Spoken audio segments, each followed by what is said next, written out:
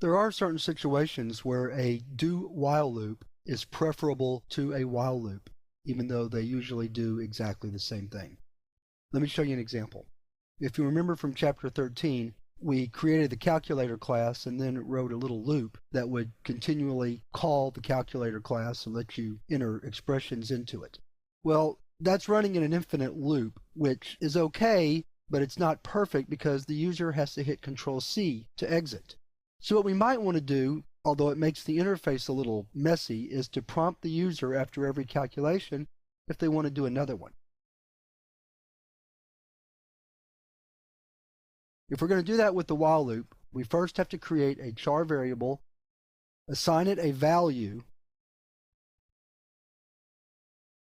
and then in our condition in the while loop, we'll write while response not equal to no. Then we prompt the user to enter an expression. They enter the expression.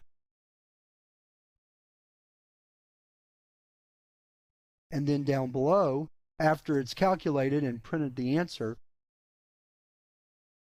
we'll prompt the user to ask them if they want to enter another expression, something like this.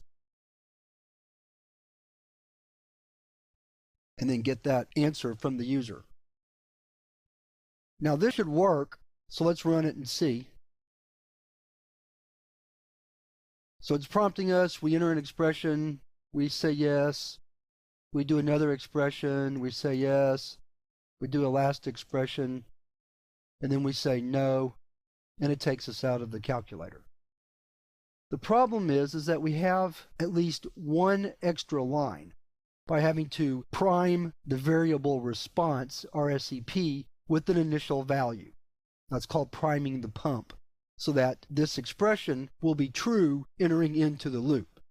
What we'd rather do in a program that prompts the user is to go ahead and enter the loop and then prompt the user at the bottom of the loop, so that we only have to assign the variable a value one time. It just saves a little bit of coding space and time, and it just looks cleaner. So let me show you how we do that with a do-while loop. We don't have to prime response here, so we can just declare it. We're going to replace the while.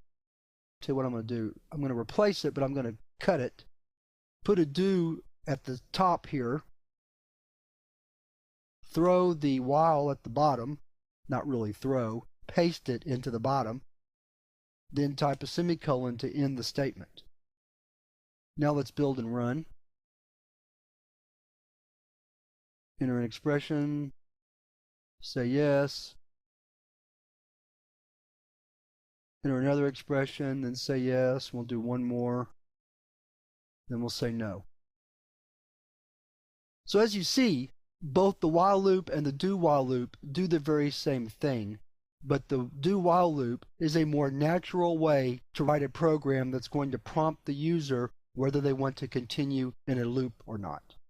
In the exercises, we'll write another program that uses the do-while for a user prompt.